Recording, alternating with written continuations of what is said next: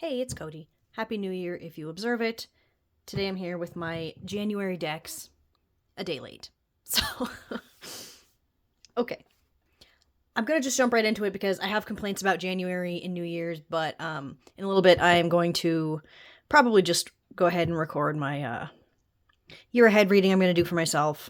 I don't know, just I guess so you can see how I do it. I don't know. I would like to watch if somebody else did that, so I will do the video, but all my complaints I will leave for that video, so we'll jump right in. The first deck that I will be using for this month is also the deck that I plan on using for my year ahead video, and this is called the New Chapter Tarot. Now it's by, oh my god, Catherine Briggs, I think. Okay, the reason that I pretty much always pull this deck out in January, I don't know, I think previous Januaries I know that I have here on YouTube, I don't know about other social media apps, but here, this is the reason, because Janice is pictured here, and January is named for Janice. So this deck just always comes to mind. I haven't used this deck before for a year ahead reading, just because, okay, I kind of have a little bit of an issue with this deck. Actually I have several. Okay, the first issue that I have is, like, these backs do not match the fronts at all. Like, if we kind of go through this, these tend to be more pastel colors and, you know, just much more like this. And I'm not really sure where this crane and owl situation came from. Even aside from that, though, I do have another issue with this deck, and it's my own issue. I mean, really everything is, right? This is a Thoth-inspired and base deck. And also, I don't understand the Tower card. What is the shape that disappeared here? Is it supposed to be, like, where the two things have crossed? I don't know. I've looked at this until I can't even tell what I'm looking at anymore to see if it's, like, a shape. It's supposed to represent something. I don't know. Okay. Anyway, back to the Thoth Tarot situation. It's just that okay, I don't know how to say this without being an asshole. I'm not interested in learning the Thoth system. I'm just not. It's okay. This is the part I'm going to try and say carefully. I am fine with the way that I know how to read cards, and it is for the most part based in the Rider-Waite-Smith system. Now I'm not acting like, oh, I know everything and I don't need, like, to expand or anything like that. At this point in my life, I have no interest in expanding in that direction. The way that I read the cards for myself, I'm fine with. I have done a lot of reading for other people, and I've never had anyone be like, ew, I wish you had done this reading with the Thoth deck. You know what I mean? So if you're into Thoth, go for it. I'm just not. So I understand intellectually, obviously, that you don't have to read a Thoth-inspired sort of deck in that same way, right? I could just read this bitch with Rider-Waite-Smith symbols, or just the way that it's read, you know? The symbolism, obviously, is going to be different, but I don't know. Something feels like it's going against the grain of the deck, and it's my own issue, okay? Really? Like, I don't think the differences between the Thoth and the Rider-Waite-Smith systems are that different. I mean, for the most part, they're the same. I don't know, man. I get hung up on it. But I feel like 2024, if it's taught me one thing, it's that barely anything actually matters, so I'm just gonna do it. I might regret it later. I love this card. I might regret it later and be like, why did I use this deck? Or, you know, maybe later in the year, this is kind of the beginning of me being like, you know, maybe I should actually look into Thoth. Probably not. Okay, but so that was my little spiel on this deck. Also, it has a couple extra, like, well, they're not really majors. It's like Invocation and another one. I forgot what it is. I want to pull those out, actually, just because I don't want them in there. Anyway, that was a lot of complaints for a deck that actually I like. I'm just nervous to use because I am too lazy to figure out using it the way it was. I don't know. Okay, anyway. Moving on. The next deck, I feel like this is a weird choice for January. This is the Brady Tarot. I normally pull this deck out in the summer. Just, I don't really know why. I don't know if the vibrancy, of the colors or something makes me feel like this is more of a summery deck than an anytime deck, but I've had a couple dreams where I had this deck or was looking for this deck, or like I found a card in it that I didn't think was a card like, that was part of the tarot, but it actually was. Like, have you ever had a dream where dream you is doing something stupid and like you is like, what are you thinking? And I swear it was like the Two of Pentacles or something. And I'm like, this isn't even a tarot card. But also part of me was like, yeah, it is. I don't know what you're talking about. It was weird. But yeah, so this deck seems like it does have something to say. And so I have gone ahead and pulled this deck out. Also, I think I had this just recently in a video about keywords that I like on decks. Fucking hate this card. So maybe that kind of got me started on it. I don't know. But I love this card. I love so many of these cards. There's like, okay, the polar bear card I hate because of like the idea of it. Not like I hate the depiction or anything. I mean, you know what I mean. But yeah, I will be pulling this out for January. I know it's weird. I know. This is the second edition of the Brady Tarot. Now, I don't know, maybe a week or two ago, I saw that, my sense of time is terrible, by the way. I saw that there was a third edition of the Brady Tarot on Kickstarter. I don't know if it's still up or what. I don't know what the difference is. This is, second edition. So if you're looking at that and wondering, oh, mine looks different or something like that. Okay. All right. This is a deck I feel like I have to justify because actually I don't like this deck. Oh my god. Okay, this is the Wild and Sacred Feminine deck. Now this is actually, I don't know how much of this has changed. There was originally a deck that was called like Mother's Wisdom or some shit. And it got, I don't know, sort of repackaged as this. Or I don't know if the cards are different. I don't know. Like, honestly, I don't give enough of a shit to actually, like, look this up. You know? I colored the edge of these. I don't know why they look so different. I maybe need to do another coat or something. Okay, I take issue. I wish it was still called the Mother's Wisdom. I'm pretty sure it was the Mother's Wisdom Oracle or deck or something. I don't like the Wild and Sacred Feminine deck kind of thing. I just, the feminine masculine shit kind of, it feels gross to me, and the more I see of it, and a lot of times the conversations surrounding it just disgust me. So I struggle with that. I have even put this deck in like piles to get rid of before, but something about the artwork keeps making me feel like this could still be usable to me. I don't know, man. Anyway, sometimes this deck kind of calls to me. Oh, Bridget. Sometimes this deck kind of calls to me, and I'm not ever really quite sure what it means. Or what, not what it means, but what it wants. Because it never really says anything particularly interesting. Like, generally, if a deck is calling to me, it has something to say, but I have not really experienced this with this deck. I don't know. Maybe this will be, like, this deck's last chance. I don't know. I appreciate the goddesses. Like, here's the Rebel and Revolutionary. There are things that I really like about it, but, like, it's, again, that sacred feminine, divine feminine kind of shit that I don't like. I will admit I've skimmed the guidebook, I think, a bit, but I haven't really looked too much into it. So, also, I don't know if you've noticed this. This deck, the New Chapter Tarot, you're going to notice several of these decks almost have like a spring kind of feel, and that kind of ties into my issue with, wow, my cat is bitching. Sorry. It kind of ties into my issue with New Year's being in the middle of, like, the winter. I have a really hard time getting my feelings to align with this being a restart in any way. So I don't know. Something about, I almost try and force myself into the mindset of, like, a new beginning sort of thing. So I tend to pick springy decks for this, but it doesn't line up. Like, my practice is very much season-based. And I don't even mean, you know, the date on the calendar says, oh, this is the first day of, you know, winter or spring or whatever. It's literally just how it looks and feels around me. So, yeah. It's, the reason I have this springy-ass looking deck is part of myself, me trying to put myself, I guess, kind of into the headspace of a new beginning.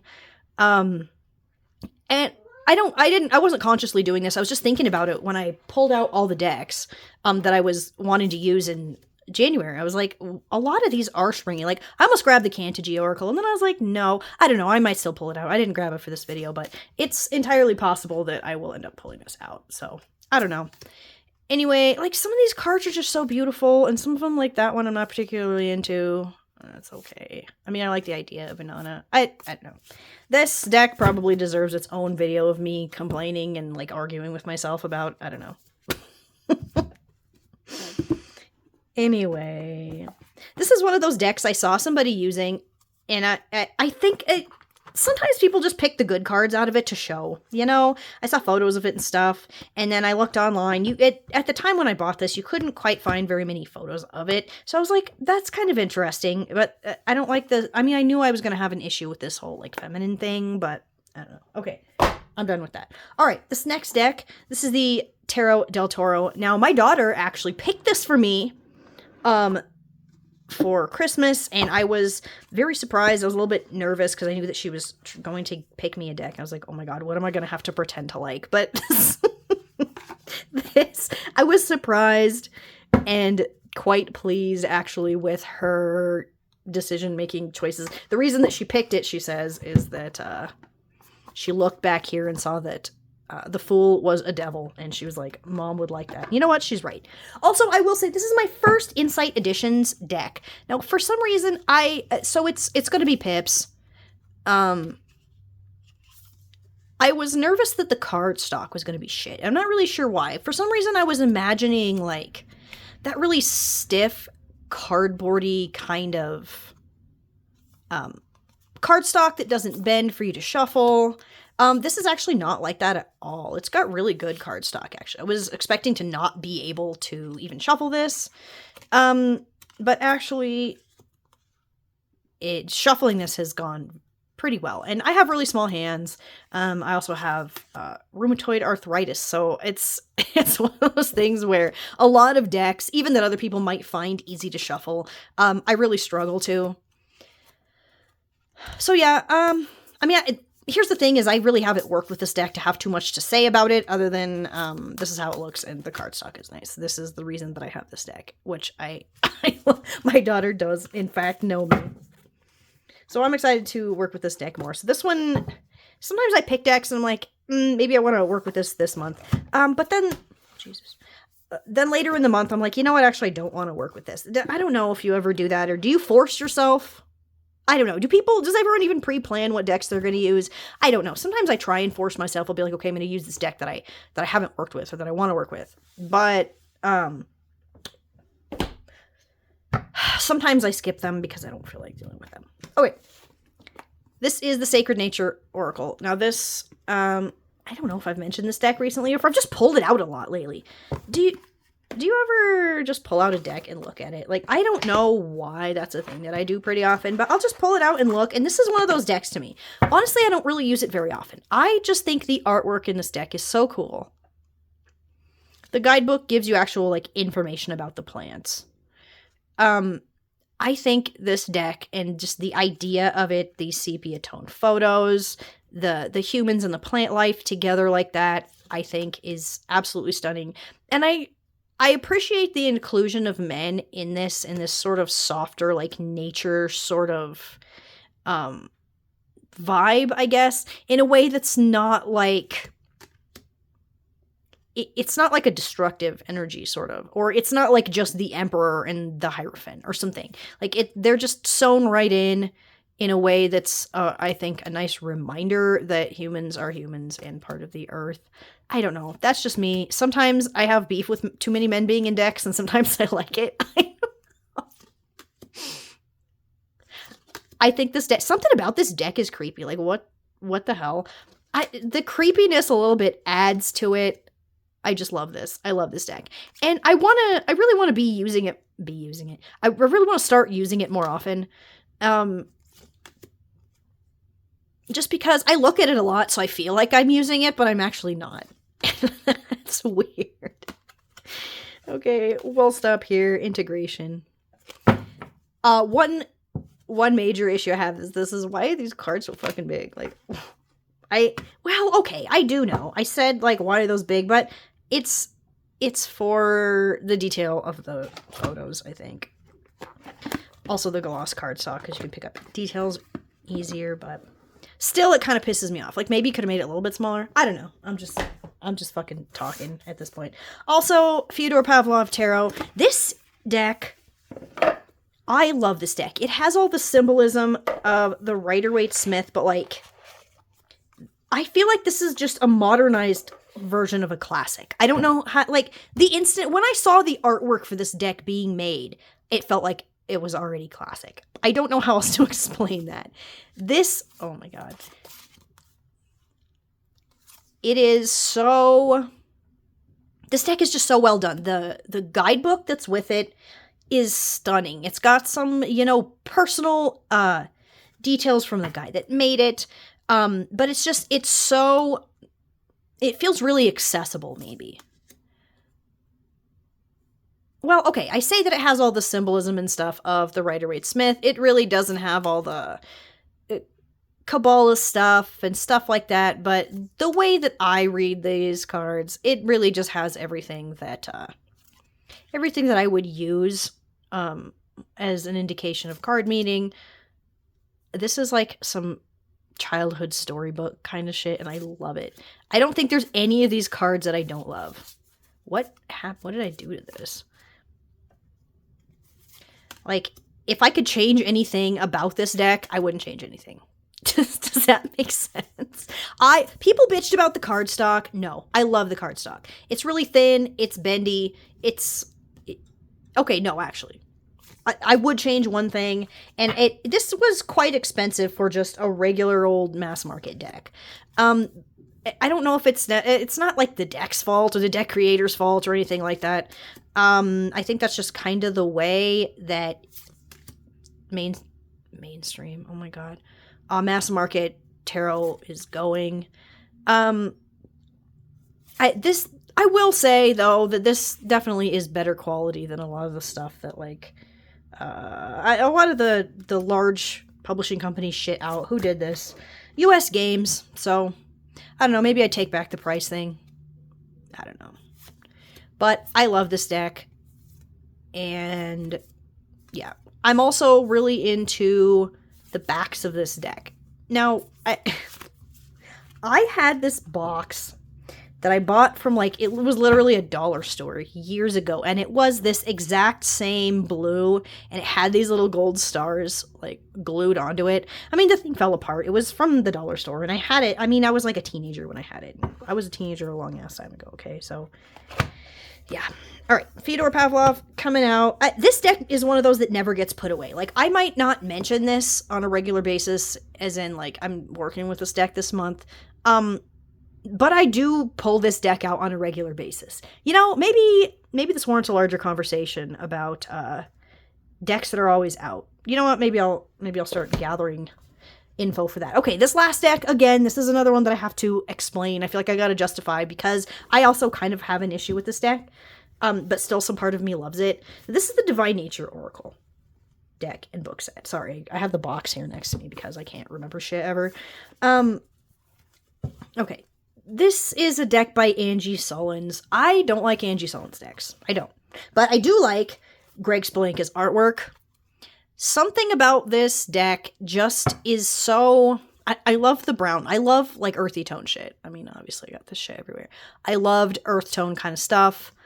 The brown borders I'm into, maybe? I don't know what exactly it is.